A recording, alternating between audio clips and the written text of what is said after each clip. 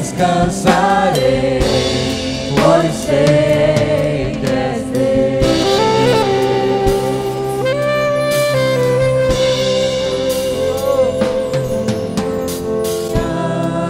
Calma está, segura em ti,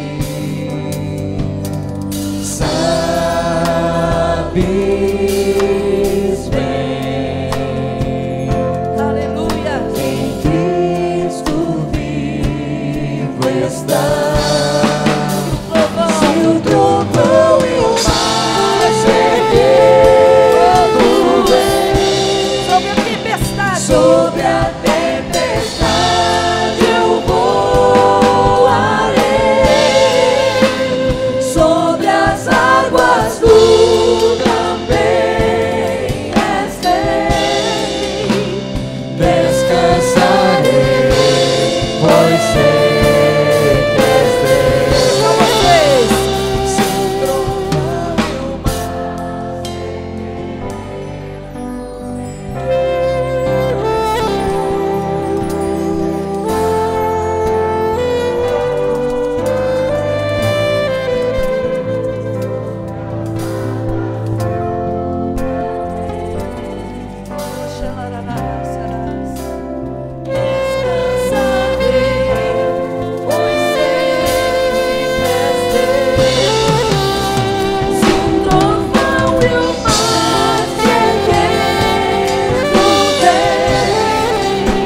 sobre a tempestade eu voarei, Nos guarda. sobre as Senhor, está águas conosco. tu Nós vamos te adorar, Jesus, essa noite. Descansarei, pois sei que és Deus. Descansarei, pois sei que és Deus. Descansarei, pois sei que és Deus. Bem-vindo à comunidade cristã Deus Presente. No programa de hoje, receberemos o pastor Leif Wenderson, da Casa Internacional de Orações de Kansas City, Estados Unidos. Ele esteve na nossa igreja central e proporcionou 3 dias de unção, bênçãos e curas. In the eyes of my heart, Lord, in the eyes of my heart, I want to see you. I want to see you. In the eyes of my heart, Lord, in the eyes of my heart, I want to see you. I want to see you high, and lifted up, shining in the light of your glory. Pour out your power and love as we sing, holy, holy, holy. To see you high and lifted up, shining in the light of your glory. Pour out your power and love as we sing, holy, holy, holy. Vai, pode ter. Abra os olhos do meu coração, abra os olhos do meu coração. Quero te ver, eu quero te ver, Senhor. Abra os olhos do meu coração, abra os olhos do meu coração. Quero te ver, quero te ver, Senhor. Exaltado e bem alto, brilhando na luz da tua glória. Derrama seu amor e poder, pois tu és santo, santo, exaltado, exaltado e bem alto, brilhando na luz da tua glória.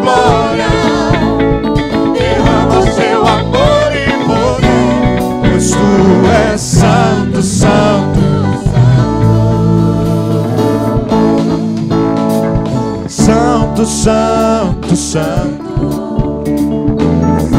Santo, Santo, Santo, Santo, eu quero te ver. Santo, Santo, Santo, Santo, Santo, Santo, Santo, Santo, quero te ver. Pastor Leif Wenderson, como foi seu encontro com Jesus? Eu fui criado no lar evangélico, na Igreja Batista, por 16 anos, mas o renovo mesmo, o chamado, o despertar para fazer o que eu faço hoje, veio próximo dos 20 anos. Eu participei de uma conferência profética, onde eu tive a oportunidade de experimentar milagres, palavra de conhecimento. Foi algo assim muito marcante na minha vida, e a partir daquela conferência, toda a minha vida mudou para essa direção. O rumo foi alterado, eu trabalhava numa loja, era gerente de loja, trabalhava no Banco Real, mas eu falo muito isso, onde não há visão o povo perece, Provérbios 29:18, mas onde há visão o povo prospera. E a partir daquele momento, por causa dessa visão, por causa da revelação, por causa da palavra profética, eu comecei a ver uma outra dimensão daquilo que Deus queria fazer com a minha vida. Então, a história é mais ou menos essa. Cresci na igreja, não muito firme, porque ia muito por causa daquele negócio, né, de ir junto com a mãe e tal, mas quando chegou nos 20 anos, de fato, foi assim o turning point, foi onde veio essa mudança, e de lá para cá, graças a Deus, temos feito isso e pregado em muitos lugares para honra e glória do Senhor. Como você se tornou pastor? Em relação ao pastorado, eu passei 2 anos em Londres, fiz o seminário no KT, Kensington Temple, embaixo da cobertura do apóstolo Colin Dye, e de lá, no segundo ano, parte do currículo era de pastorear uma igreja, que está lá até hoje, e depois disso eu vim para São Paulo, fui separado como pastor para estar começando um trabalho na Flórida. Então, isso foi o começo. Começou em Londres, depois fui para os Estados Unidos, e de lá, começando assim, plantei essa igreja na Flórida, depois fui para New Jersey, plantamos uma outra igreja lá, ajudei também numa igreja americana, num período de 4 anos, como pastor assistente, mas o foco nosso mesmo é estar no ministério itinerante. Seu ministério de cura é muito forte. Como você desenvolveu esse dom? Em relação ao dom de curar, foi assim, o despertamento veio através da conferência profética, a realidade, o fato de ver assim, muito próximo, foi o que mexeu comigo. Eu ouvia falar de cura, a gente via na televisão, ouvia os testemunhos, mas eu nunca tinha visto até então. Então, em relação à cura, foi algo que eu busquei desde o primeiro dia. Quando eu estava em Londres, eu não queria só a oração de Marcos 16, né, que esses sinais seguirão aqueles que crerem. Eu queria ir já para os dons que está lá em 1 Coríntios, dons específicos, dons de curar. Então, assim, o meu alvo sempre foi orar, jejuar, buscar, ler Mateus, Marcos, Lucas, João, muitas vezes, no momento de jejum, para ter essa convicção da forma que Jesus ministrava os milagres, a forma que ele atuava, a forma que ele se direcionava a uma pessoa quando ela vinha buscar a cura, como que ela recebia. Então esse para mim era o meu maior desejo, até hoje hoje são 20 anos já que eu oro pelos enfermos, mas o meu desejo ainda é poder ver isso aumentando ainda mais. Hoje não só eu estando ministrando, mas um desejo muito forte de poder ativar isso na vida de outras pessoas, que elas possam tomar posse, ser ativadas, como um dia aconteceu comigo, uma pessoa que já estava no ministério há muitos anos. Eu orava por cura, as curas não aconteciam, e esse casal, que chamava The Happy Hunters, eles vêm dos Estados Unidos para Londres, e quando eles chegam ali eu fiquei fascinado com a forma que eles ministravam, porque eu via que a beleza, a alegria, eu procuro ministrar com muita alegria a área de cura, porque o fato é quebrar o jugo e remover o fardo. Então, assim, o meu prazer mesmo é poder ministrar, a minha alegria é ver quando as pessoas são tocadas e que o milagre acontece. Para mim dá uma realização muito grande. Como foi a sua preparação para esse ministério? Em relação ao preparo, particularmente, né, eu não costumo fazer uma doutrina em volta, porque eu acho que cada um tem uma dinâmica de buscar a Deus e de receber de Deus aquilo que o Senhor tem dado. Pessoalmente, eu tenho uma disciplina muito forte em relação à leitura. uma vida de oração diária. Em momentos assim eu procuro passar pelo menos 1 hora por dia orando em línguas. Gosto muito de ler, procuro ler uma média de 2 livros por mês. Alguns anos a gente chega a ler mais, mas procuro manter essa média, pelo menos 2 livros, 20 a 30 livros por ano. Gosto muito de literatura que falam sobre reavivalistas, sobre avivamento, histórias de reavivamento, como que aconteceu, como que era a vida da pessoa, o estilo de vida que eles tinham. Então nós procuramos, eu particularmente procuro fazer isso. Busco muito do Senhor o preparo em relação a isso, né? Gosto de estudar. Algumas pessoas dizem que eu sou autodidata por gostar e por ir atrás e por estudar por mim mesmo, né? Não só além, eu não parei, não acredito que já alcancei algum lugar. Eu acredito que quando você acha que você aprendeu tudo, aí você se fecha para aprender coisas novas. Então eu sempre procuro o novo de Deus, o que Deus está falando para essa hora, para esse momento. Então o meu preparo vem muito disso, de buscar ao Senhor assim incessantemente. E agora moramos numa região onde isso tem sido possível também, até para a nossa família, né? Minha esposa, os meus filhos. Então essa é um pouquinho da dinâmica de buscar dons de curar, porque a palavra de Deus mesmo diz, para procurar com zelo os melhores dons. E esse zelo ali é procurar intensamente. E é isso que eu procuro fazer em relação à cura. Como você vê louvor no seu ministério de cura? Como é o louvor em relação à vida ministerial, eu vejo o louvor como uma arma de guerra poderosa. Não só em relação à presença de Deus, que a palavra fala que Ele habita no meio dos louvores. Eu vejo demais aquela dinâmica de Paulo e Silas, cansado, apanharam, sangrando, aprisionado. Aquilo ali para mim é sensacional, de eles estarem orando e cantando hinos a Deus, os presos ouvindo e as prisões se abrindo. Então eu acredito demais nisso. O louvor, ele não só prepara para a mensagem, mas o louvor ele tem essa dinâmica de quebrar grilhões, desfazer os julgos, por causa da presença de Deus, né? Então eu procuro trazer isso, eu acho muito importante, acho necessário louvores que nos deem essa sensação da presença do Pai, da unção, do carinho, do amor, mas eu acho fundamental também louvores de guerra, louvores onde você vai para cima, para determinar, para colocar um basta, para falar, Satanás, aqui você não toca, sabe? Eu acho importante essa dinâmica, porque nós adoramos ao leão da tribo de Judá, o grito dele, a força dele, eu sou muito disso, eu gosto de louvores de guerra por causa disso. Você chega na atmosfera, você troca. Eu acho que a atmosfera é trocada através dessa batalha. Então é fundamental, gosto demais, sou levita também, toco um pouco de teclado, mas eu gosto de passar tempos na presença de Deus. Quando é meditando, louvores de adoração, mas quando estou pregando e ministrando, gosto muito dessa dinâmica, junto com a mensagem, de louvores de guerra, louvores que tragam e profetizem, como a palavra, né? Você profetizando. Naquela passagem de Paulo e Silas, uma coisa interessante que eu vi ali recentemente, é que aquela mulher que tinha um espírito de adivinhação, no original diz que era um espírito de Python, o espírito de Python, da serpente. E essa é uma serpente que ela vai se enrolando né, na presa, ela quebra os ossos, ela tira o ar, ela paralisa o sangue, e nós sabemos que o ar é o sopro de Deus. Então, quando nós estamos lidando com esse tipo de demônio, de atuação maligna, o sopro é através da palavra, através do louvor, através da adoração. E quando você estabelece isso, os céus se abrem, as portas se abrem, os presos são livres e o nome do Senhor é glorificado.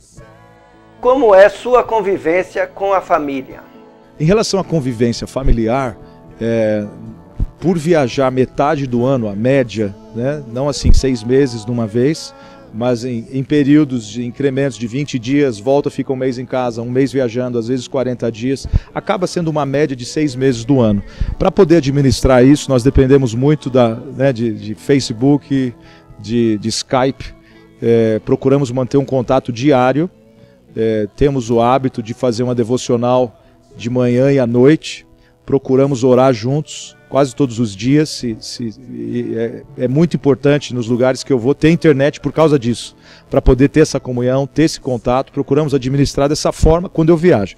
Quando eu estou em casa, procuro participar ao máximo, principalmente da vida das crianças, levando na escola, buscando, participando de jogos, indo levar na escola de piano, indo levar na natação. Eu quero ser parte da vida dos meus filhos e que eles entendam que quando eu estou em casa, estou junto com eles. Gostamos muito de fazer caminhadas, fazer hiking, de andar de bicicleta, de ir no parque, de jogar bola, de basquete, futebol. Essa dinâmica, assim, nossos filhos, graças a Deus, são crianças muito felizes. Em relação a casamento, tentamos administrar da mesma forma, um tempo específico para cada um.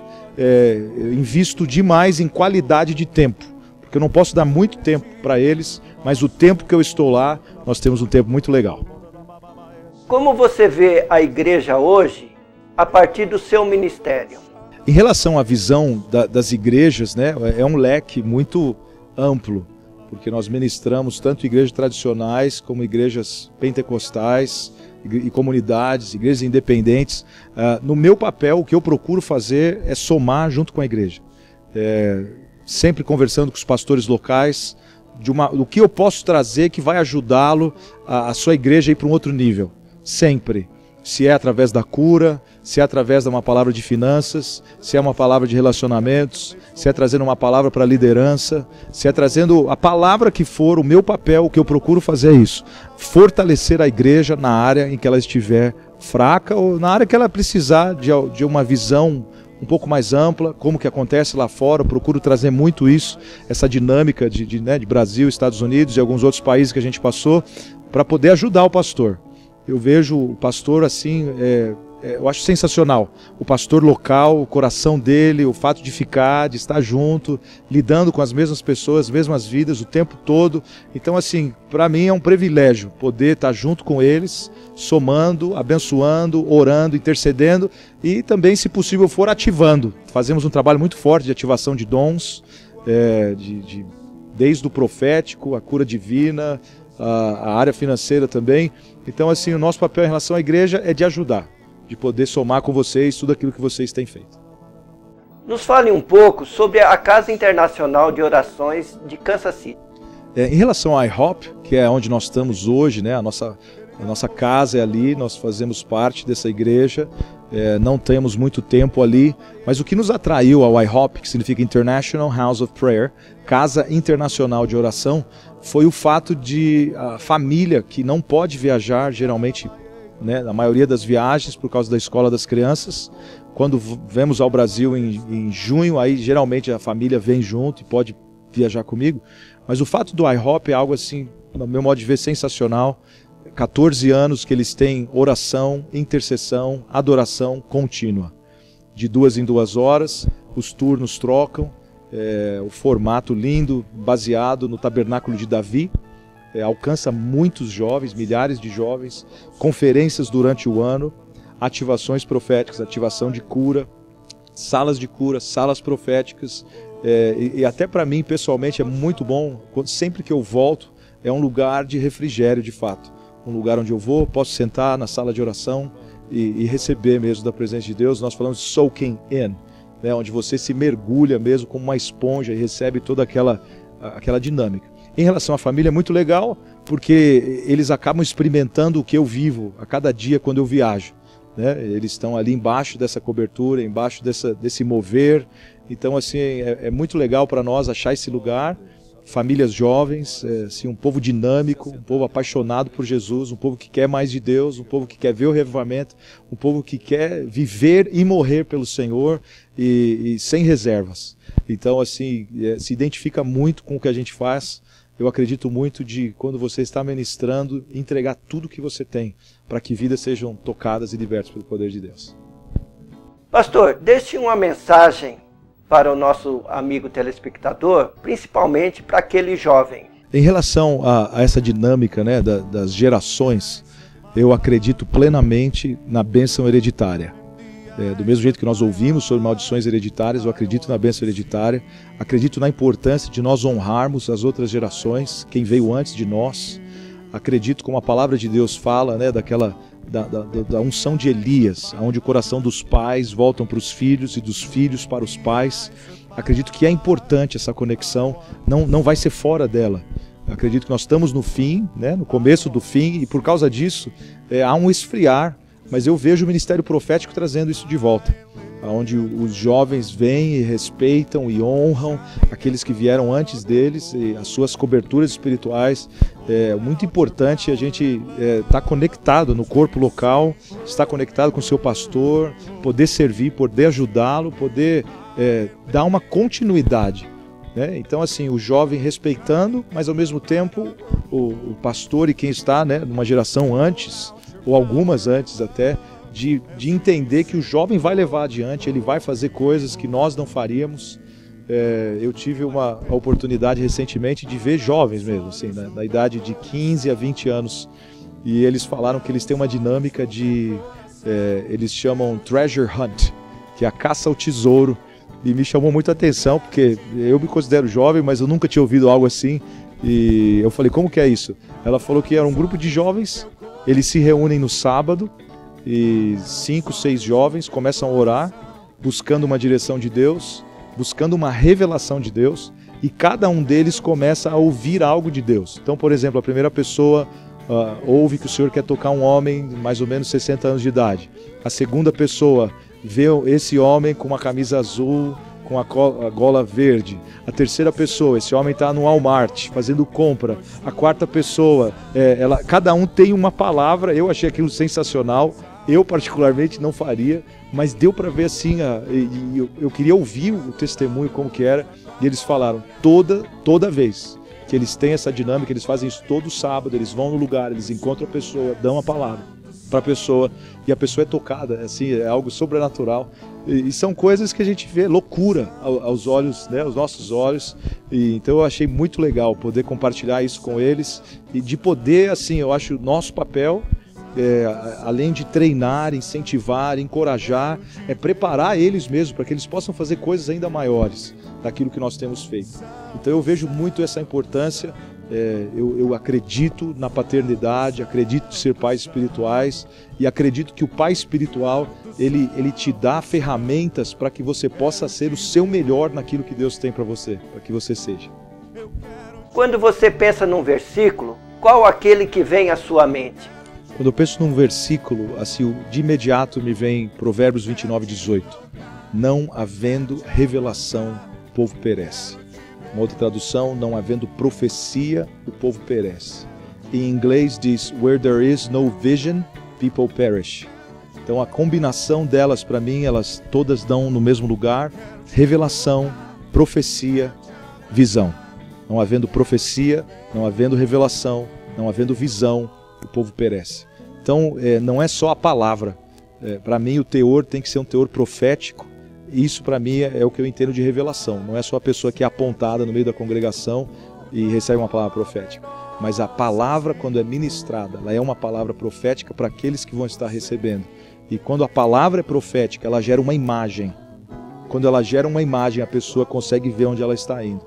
Então eu acho que a combinação disso, esse é um verso que eu quero deixar para vocês, não havendo profecia, não havendo revelação, não havendo visão, o povo perece. Mas bem-aventurado aquele que guarda a lei. Então o outro lado disso é, onde há visão, onde há profecia, onde há revelação, o povo prospera. Deus te abençoe.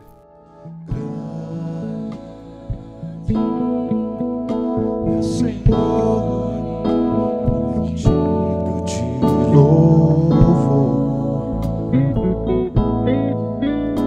na cidade do nosso Deus, teu santo monte, alegria de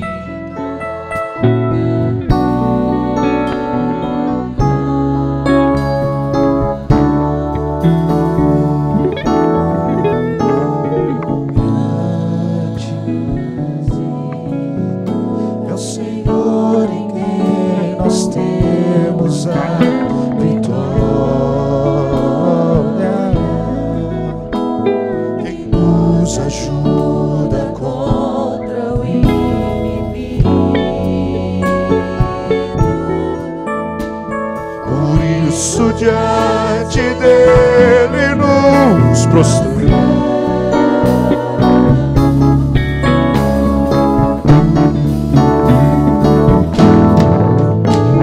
Queremos o teu nome engrandecer.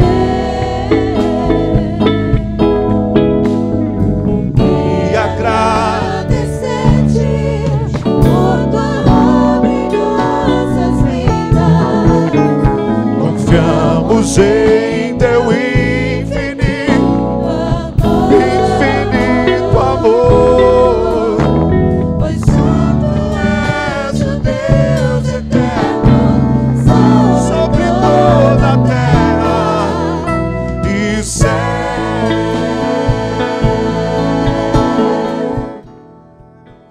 Meu nome é Leif Wenderson, o nome é norueguês, mas eu sou brasileiro. Moro fora do Brasil há 20 anos, morei 2 anos em Londres, 1 na Flórida, 7 ou 8 em New Jersey, mais 8 em Effingham, Illinois, morei em Decatur, e agora nós fazemos parte do IHOP, International House of Prayer, Casa Internacional de Oração, em Kansas City, Missouri. Amém? Antes de começar, eu gostaria de ler um versículo que não tem a ver com a palavra, mas eu sempre vou nessa direção. Mateus 13,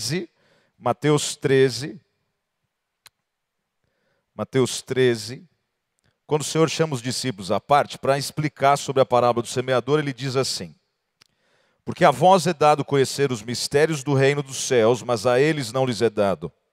Ao que tem se lhe dará e terá em abundância, ao que não tem, até aquilo que tem lhe será tirado.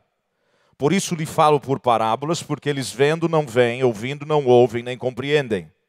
Nele se cumpre a profecia de Isaías: certamente ouvireis, mas não compreendereis. Certamente vereis, mas não percebereis. Verso 15, fundamental.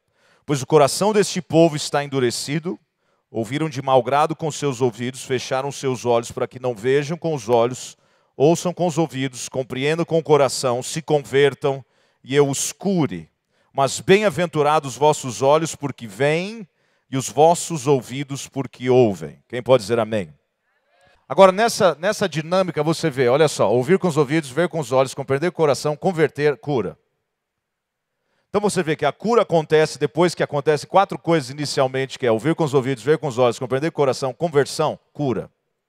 Então não é só o fato de buscarmos a cura, que eu tenho certeza que ela vai acontecer hoje à noite, mas é principalmente o fato de você ouvir com os ouvidos, ver com os olhos, compreender com o coração. Porque eu não vou mudar algo que eu não entendi. Quem pode dizer amém por isso? Para que a mudança aconteça, é necessário eu entender por que eu tenho que mudar. Para que você possa tomar posse de uma direção que Deus está te dando, é necessário então ouvir com os ouvidos. E se Jesus fala para ouvir com os ouvidos, é possível de ouvir e não ouvir com os ouvidos. Quantos tem criança pequena aqui? Ou já teve criança pequena, hoje não é mais pequena.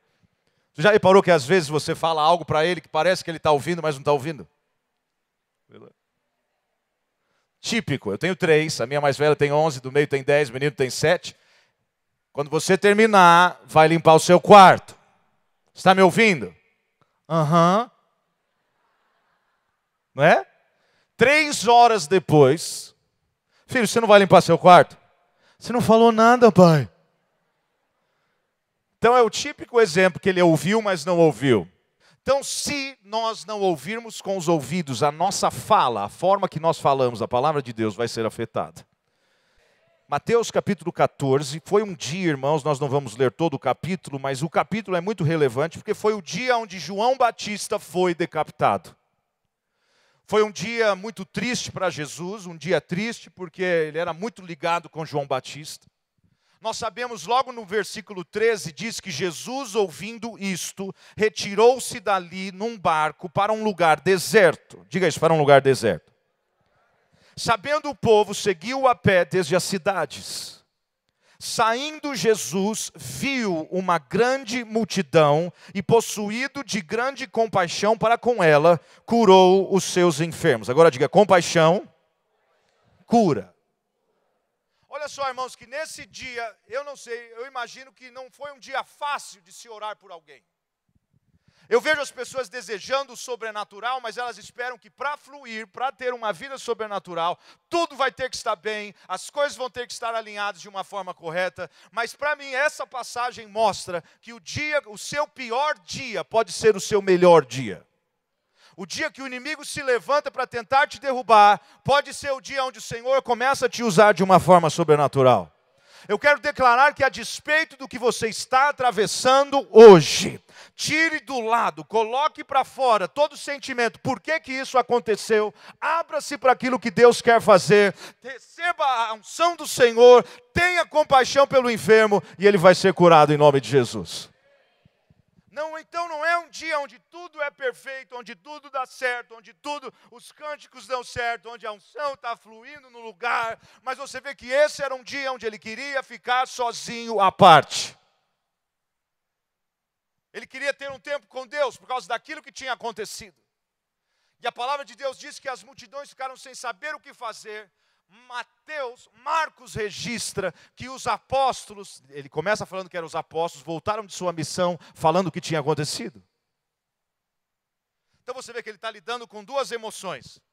João Batista decapitado, os discípulos voltando, tremendo, o que Deus fez, Deus usou as nossas vidas, os enfermos foram curados, os demônios se submetem, você vê que um grupo tem alegria, no outro tem tristeza, Jesus no meio, ele vê uma multidão, e nós sabemos que essa foi a maior multidão que ele ministrou, de uma vez. Ele olhou para as pessoas e teve compaixão delas. Eu quero perguntar, quantos aqui têm o desejo de orar de verdade pelo enfermo? O que move, irmãos, o milagre é a compaixão. O que move a mão de Deus não é o fato, porque tem pessoas que eu não vejo que é o chamado dela. Ela pode ser outra coisa, mas quando a pessoa chega e fala assim, para de chorar, irmão. Oh, irmão, Deus pode todas as coisas na sua vida, em nome de Jesus. Essa pessoa não tem tanta compaixão de chorar com aqueles que choram. No meu modo de ver, depois de 20 anos de ministério, eu não acredito que Deus vai usar no ministério de cura. Pode ser no ministério de exortação, de intercessão, mas não de cura. Porque a compaixão, irmãos, é você ver a necessidade da pessoa, você se colocar no lugar dela, e você crer que Deus pode fazer algo pela vida dela. Essa manhã, esse final de semana, hoje de manhã, essa madrugada, ontem, anteontem, eu estava em Curitiba. Cheguei hoje de manhã. Estávamos numa igreja. O mover de Deus começou a vir sobre a igreja.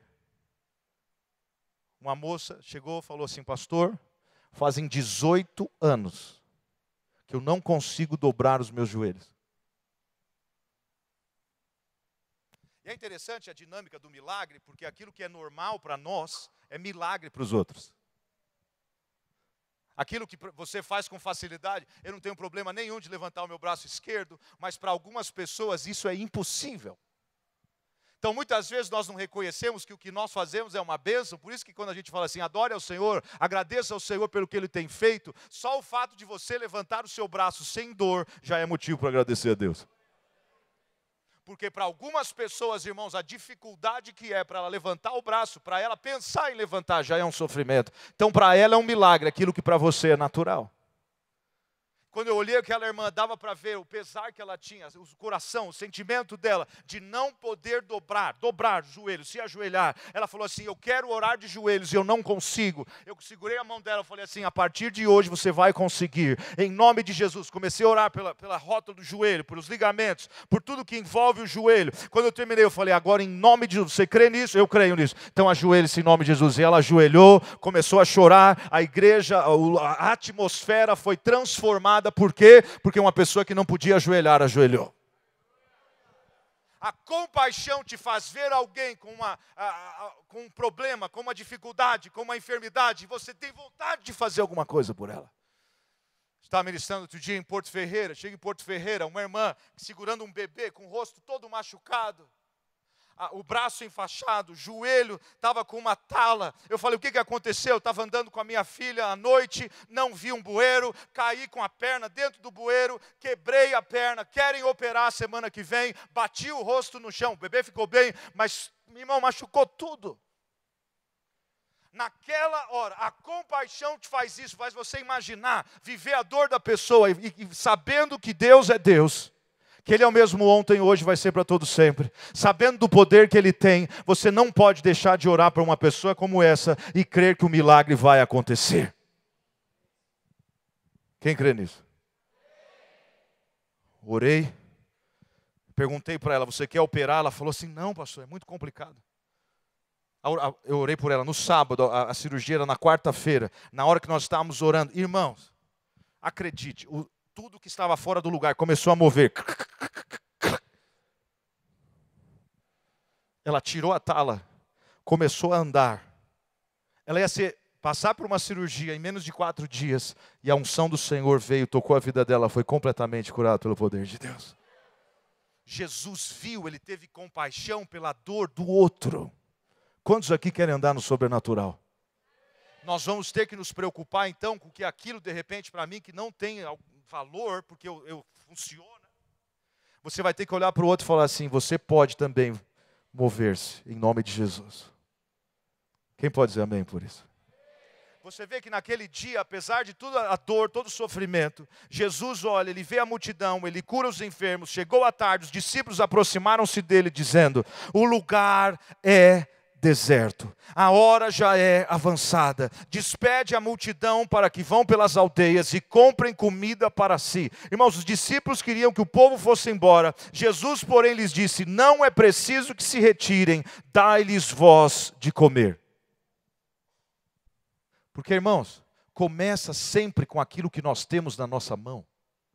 E vai terminar sempre com aquilo que Deus tem na mão dele. O milagre começa com aquilo que eu tenho e eu coloco à disposição do reino.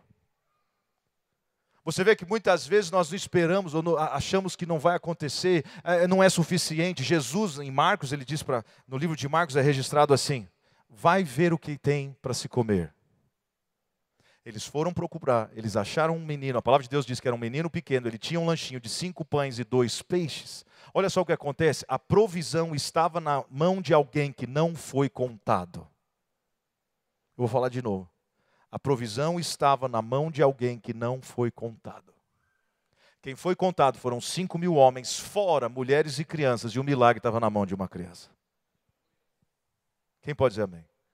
Eu quero declarar que a provisão que Deus vai mandar para a sua vida vai vir de um lugar que você não espera. Quem crê nisso? A provisão não vem da forma como você imagina, ela vem de um jeito que você não imagina. Você vê que o menino chega, ele tinha 5 pães, ele tinha 2 peixes, ele chega diante de Jesus, os discípulos apresentam para ele, porque Jesus fala, além de nós curarmos os enfermos, nós vamos ministrar na fome, a necessidade que eles têm. Jesus não é suficiente, 200 denários de pão não seria suficiente para alimentar toda essa multidão. Eu quero declarar, irmãos, que essa igreja vai ter suficiente para alimentar uma multidão. Então, a partir daí, você vê que a dinâmica muda, porque a pessoa, você tem compaixão por alguém, você sabe da necessidade, você sabe que você pode suprir. Não pelo que eu faço, pelo que ele fez, não pela minha força, pela força dele, não pela minha unção, mas a unção que vem do alto. Você vê que Jesus, então, ele via, ele movia, ele caminhava, vendo a necessidade das pessoas que estavam à sua volta, e às vezes, irmãos, elas estão mais próximas do que a gente imagina. Elas estão tão perto que a gente às vezes passa por elas e não faz nada. Mas eu quero declarar que a partir de hoje você não vai conseguir não fazer nada. Então a dimensão, irmãos, de milagres. Se nós cremos em Marcos 16, que diz o quê? E estes sinais seguirão aqueles que crerem. Quantos aqui creem? Então o sinal vai seguir você. Você não vai atrás do sinal, você traz o sinal onde você está. Eu disse, você traz o sinal. Irmãos, quando você vê então a dinâmica, você vê que Jesus ele teve compaixão, curou os seus enfermos. Chegada a tarde, seus discípulos queriam que ele fosse embora porque o lugar era deserto. Jesus olha e fala, não, nós vamos suprir essa necessidade também. Eu ouço tanto, e nós sabemos disso, do Brasil ser celeiro do mundo. Quantos creem que o Brasil está chegando lá? Ai, que fraco, irmão. Quantos creem que o Brasil vai ser celeiro? Para ser celeiro, irmãos, não pode ser, a gente não pode pensar que vai ser só de cura, milagre, palavra, unção, poder, e nós deixarmos as outras coisas de lado, porque todas elas fazem parte. Se o Brasil é celeiro, ele é celeiro em todos os níveis, em todas as áreas. Se o Brasil é celeiro, a igreja vai começar a tocar e a tomar posse no reino financeiro também. Quem pode dizer amém por isso? Se o Brasil é celeiro, a igreja vai ter, irmãos, guardado, armazenado, não vai fazer falta, vai sobrar, ela vai poder investir, ela vai poder semear, ela vai poder abençoar outras vidas. Se o Brasil é celeiro, Deus vai começar a levantar os empresários que estão falidos e vai começar a mostrar para eles um caminho mais excelente de como prosperar financeiramente. Quem pode dizer amém? Deus vai começar a restaurar as famílias e os casamentos e a vida dos filhos, e Ele vai mostrar, porque celeiro para mim é celeiro. Você chega o que você precisa, o celeiro tem e vai suprir uma necessidade em nome de Jesus. Isso eu creio que é celeiro. Então quando você vê aqui, o Senhor falou, não, dai-lhes vós de comer. Só temos 5 pães e 2 peixes, é o suficiente. Pergunta para alguém, quanto você tem? Pergunta, quanto você tem? Ou o que você tem? Porque, irmãos, enquanto você não perceber que não é o que você não tem, é o que você já tem. Quando você entende que você é celeiro, mesmo na hora da necessidade, o Senhor vai fazer uma situação para ativar algo sobrenatural na sua vida. Quem crê nisso? Já pensou se Ele falasse assim, 5 pães e 2 peixes não é o suficiente? Então nós estamos sempre esperando que melhore para poder fazer mais, mas a realidade é, o milagre acontece quando você faz com aquilo que você tem. O milagre acontece, irmãos, com aquilo que você tem. Quando o Senhor abriu a porta para eu ir para a Coreia do Sul, irmãos, eu não me achava digno, não achava que era possível, não achava que o inglês que eu tinha era suficiente. Eu fui uma vez, quando eu chego lá, a porta abriu ainda mais, eu voltei para a Coreia do Sul 9 vezes. Por quê? Porque você usa aquilo que Deus te dá e o Senhor multiplica. Você vê que Jesus pediu para trazer para Ele aquilo que Ele tinha. 5 pães e 2 peixes, ok, trazei-os. Olha só, trazei-os. Jesus pega o pão e o peixe, Ele abençoa, Ele parte e Ele distribui. Faça isso comigo. Ele pega, Ele abençoa, Ele reparte, Ele distribui. Ele pega, Ele abençoa, Ele reparte, Ele distribui. Olha só como a dinâmica, irmãos, até no ministério. Quem que está no ministério aqui? Em algum cargo? Faça assim. A forma de Deus nos usar, irmãos, Ele vai te pegar, Ele vai te abençoar. E através daquilo que é quebrado na sua vida, vai trazer cura na vida de alguém. Essa é a dinâmica. Por que Deus permitiu eu passar por isso? Por que foi tão doloroso? Por quê? Porque na hora que você quebra, na hora que você compartilha, alguém vai ser curado por causa da sua ferida. Quem pode dizer amém? Então não é, mas tem base para isso? Tem, irmãos. Quando Tomé, ele teve dúvida. Quando Tomé não estava naquela reunião, porque ele nem foi no culto naquele dia, Jesus aparece. Depois eles falam com Tomé e falou assim, se eu não tocar nas feridas de Jesus, se eu não pôr o dedo do seu lado, eu não vou crer na sua ressurreição. 8 dias depois o Senhor volta para ter um encontro com Tomé, porque Ele queria curar a vida dele através daquilo que Ele falou. O que é? Tomé, põe o seu dedo aqui do meu lado, toca nas minhas mãos, e quando ele toca, ele é curado. As pessoas são curadas, irmão e irmã, quando eles veem aquilo que você passou, aquilo que foi quebrado na sua vida, quando você compartilha e abençoa a vida dos outros. Aí a multiplicação acontece, mais vidas são abençoadas, mais vidas são libertas. Quando eu conto o testemunho da minha esposa, que não podia ter filhos. Irmãos, o que já aconteceu de milagres, de Deus abençoar pessoas que eram estéreis, por causa desse testemunho pessoal na minha vida. Por quê? Porque eu compartilho, eu reparto com a igreja. Quem está entendendo, diga amém. Então, quando você entende isso, irmãos, aí tudo coopera para o bem daqueles que amam a Deus.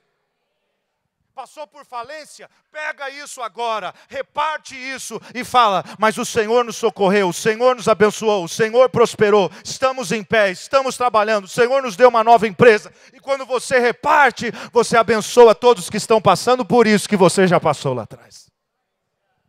Quem pode dizer amém? Então, irmãos, a bênção está no repartir. A bênção está em pegar aquilo que Deus me deu, quebrar e passar para o outro, e o outro passar para o outro. Jesus foi tremendo isso, porque Ele fala, separa em grupos de 50 e em grupos de 100. O povo com fome, discípulos cansados. Jesus podia ter pensado, é melhor separar todo mundo. Olha só, Jesus não queria deixar ninguém de fora, irmão. Separa em grupos de 50, grupos de 100. 5.000 homens, fora mulheres e crianças. Irmão, você já passou alguma coisa assim na sua vida que você quer um milagre logo e o milagre não chega? Ok. 6 pessoas. Senhor, faz logo. 1, 2, 3, 4, 5, 6, 7, 8, 9, 10, 11, 12, 13, 15, 16, 17, 18, 19, 20, 21. Pai, está piorando. 22, 23, 24, 25. Senhor, se o milagre não acontecer, eu não vou... 27, 28, 29, 30, 31, 32, 33, 34, 35, 36, 37. Senhor, o povo está indo embora. 40, 41, 42, 43, 44. Senhor, faz logo. 50, pode sentar. Pai, eu não acredito que o Senhor vai fazer. 1, 2, 3, 4, 5, 6, 7, 8. Pai, eu quero a cura logo. 9, 10, 11, 12. Senhor, está piorando, a pessoa vai morrer. 21, 22, 23, 24, 25, 26, 27, 28. Senhor, você não vai abrir a porta. 30, 31. Pode se assentar. Irmãos, imagina quanto tempo que isso levou. 5.000 homens, fora mulheres e crianças. Podia tranquilamente, 15.000 pessoas. Por quê? Porque para Jesus, todos contam. Eu disse que para Ele, todos contam, todos têm valor, todos são importantes para o Senhor. Uma criança que tem uma dor, um adulto que tem uma dor, um idoso que está passando uma enfermidade, todos contam para o Senhor, e o Senhor quer abençoar a todos, em nome de Jesus. Quem crê nisso? Você vê então que todos se assentaram sobre a relva, os discípulos começaram a distribuir, a palavra de Deus diz que todos comeram e se saciaram, levantaram dos pedaços que sobraram 12 cestos cheios. Quantos pães eles tinham? Quantos peixes? Quantos homens? Multiplicou por 1.000, irmãos. A provisão que eles tinham, e os que comeram foram cerca de 5.000 homens, além de mulheres e crianças. Logo em seguida, ordenou Jesus que os seus discípulos entrassem no barco, fossem para o outro lado, enquanto ele despedia a multidão. Despedida a multidão, ele subiu ao monte para orar à parte. Ao cair da tarde, estava ali sozinho.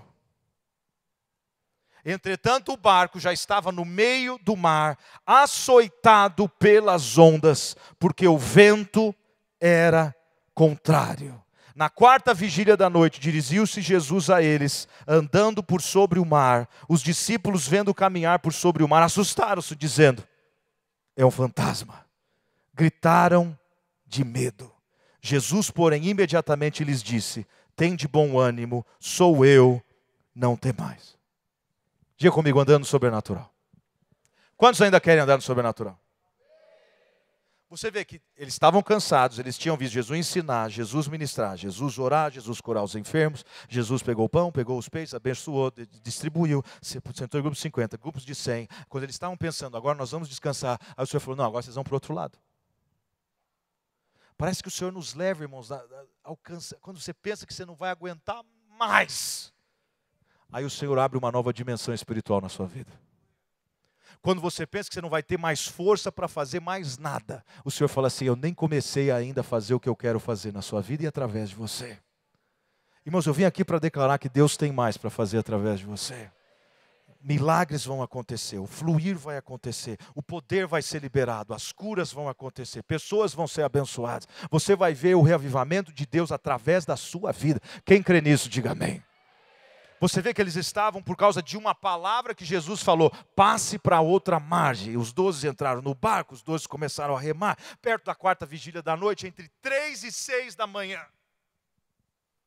Eles já tinham trabalhado o dia todo anterior, entre 3 e 6 da manhã. Eles remando, o vento era contrário. No original, irmãos, era um demônio que se levantou.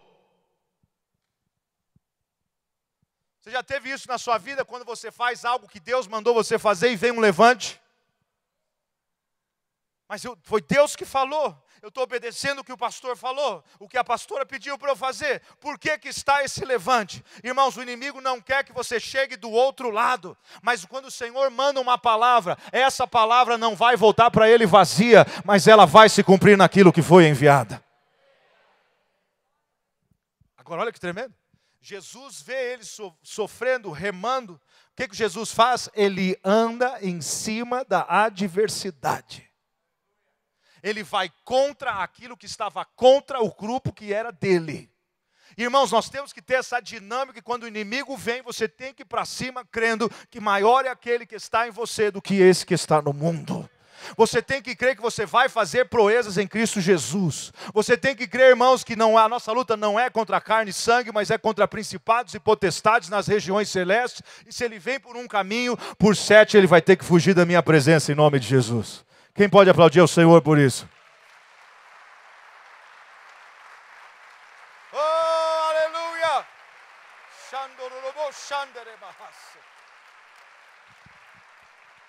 Vem, Jesus anda. Agora, irmãos, Jesus nunca tinha andado assim, ele nunca tinha feito isso antes. Não era tipo assim, não, Jesus quando ele cansava, ele andava sobre as águas. Desde os 7 anos, ele andava na piscina do vizinho, Irmãos, a primeira vez que aquilo acontece, Jesus andando em cima daquilo que estava tentando afundar o barco, os discípulos olham, eles gritam de medo, eles falam, é um fantasma! Jesus fala, sou eu, não temais. Quem que ia acreditar, irmão? É Jesus, gente. Ele sempre faz isso, é verdade. Agora, olha só a dinâmica aqui. Dá uma cadeira aqui para mim, por favor. Imagina o barco aqui, açoitado, eles remando, muita dificuldade. Olha só, quem quer andar no sobrenatural? Deixa eu ver de novo. Porque, irmãos, olha só, a dificuldade era grande.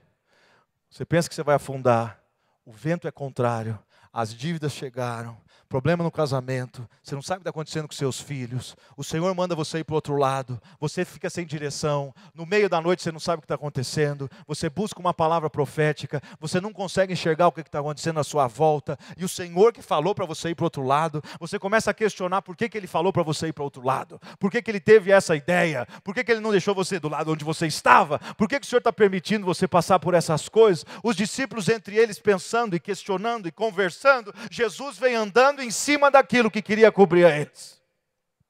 Quando eles gritam é um fantasma, o Senhor diz sou eu, não tem mais. Aí Pedro, que falava muito, fala assim, gente, quer ver só como não é Jesus? Não, fica tranquilo. Se é o Senhor mesmo, manda eu ir ter contigo por sobre as águas. Quer ver só? Vem. Isso eu, tá? Imaginando. Eu imagino os 11 falando assim, vai lá. Você que teve a ideia. É melhor você ir do que ele vem. Porque a gente ainda acha que é um fantasma. Eu imagino os 11 empurrando Pedro para fora do barco. Levanta, Pedro. Ele está chegando. Vai logo. Pedro se levanta. Ele sai do barco. Pensa bem, irmãos, porque a palavra fala que ele andou. Eu imagino ele olhando para os 11 falando.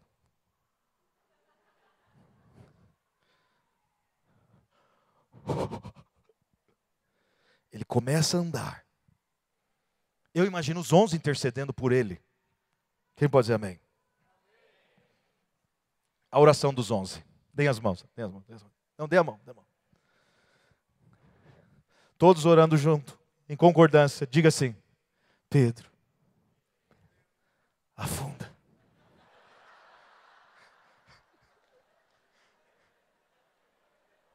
Irmãos, fala a verdade. Se Pedro não tivesse afundado, quem que ia aguentar ele? Ele já falava demais. Eu imagino Pedro voltando para o barco assim. Homens de pouca fé. Eu andei. Vocês não têm fé. Eu andei sobre... Então eu imagino os 11 intercedendo, irmão. Ai, Senhor, tem misericórdia. Faz Pedro afundar, Senhor. Ô, Pai, faz ele afundar. Ô, Pai, tem misericórdia de nós, não dele, de nós. E Deus ouviu a oração dos 11. Porque a palavra de Deus diz que quando ele tirou os olhos da palavra, ele começou a afundar.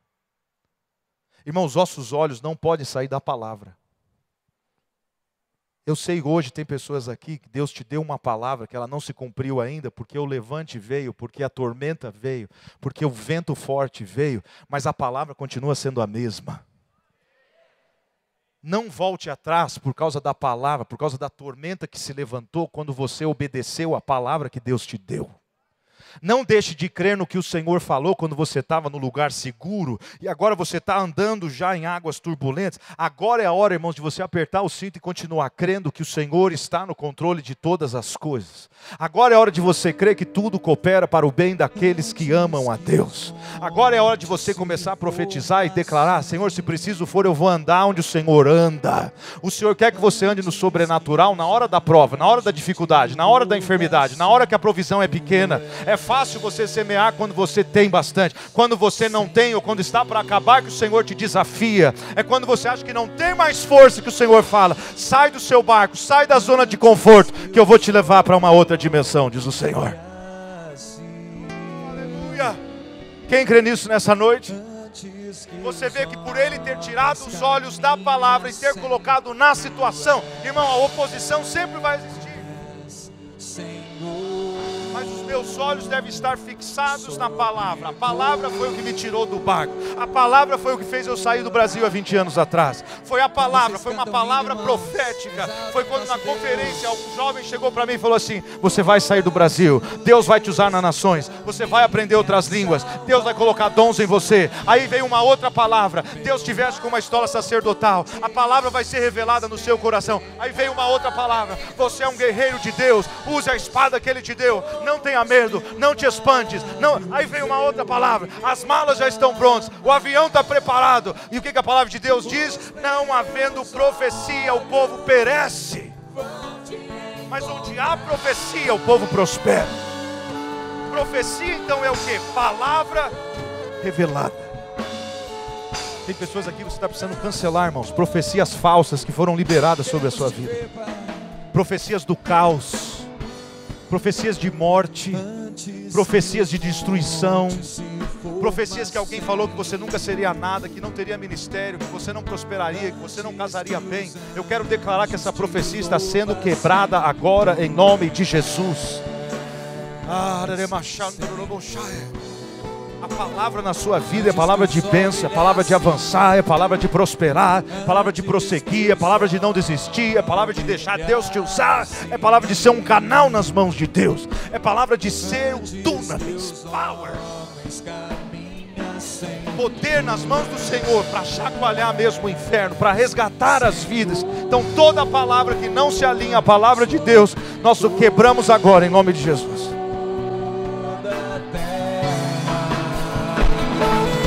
Aleluia, tu és o nosso Deus, tu és o Deus da minha salvação, meu amor por ti